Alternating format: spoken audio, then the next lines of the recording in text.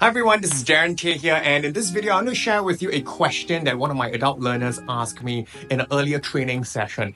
The adult learner asked me, prior to a presentation, are there any kind of things, food items that I should or should not eat, especially if, let's say, I have a big presentation coming up, I have to speak in front of a huge crowd. So are there things that I should avoid, or are there things that I should eat?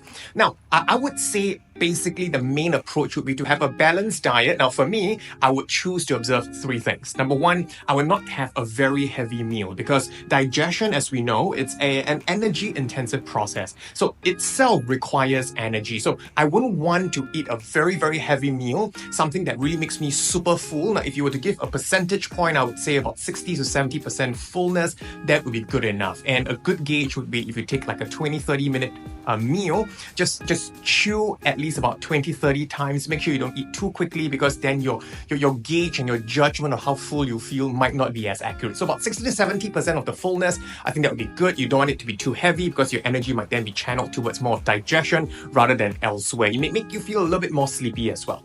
So the next thing that I would observe, number two, would be I would try and avoid things that are too spicy because perhaps it may not sit very well, especially for me. I have gastric issues. Now, if you have no gastric issues and you know it's try and test it, you don't mind going for that. It gives you the extra kick, and sure, by all means, go for it. But for me, this is something that I would try and avoid just in case I get a tummy upset. So probably avoid something that is spicy, avoid probably raw food items. And the third thing would be I would drink lots and lots of water. Why? Because I feel that it's really, really excellent for me to keep hydrated. I find that it's easier for me to speak. My throat does not feel very dry, especially when you have the adrenaline coursing through your body. You can feel the dryness in your throat. So drinking lots of water would help very, very much. So those are the three things I observe, and I hope that you also observe those three things if you find it helpful in your upcoming presentation.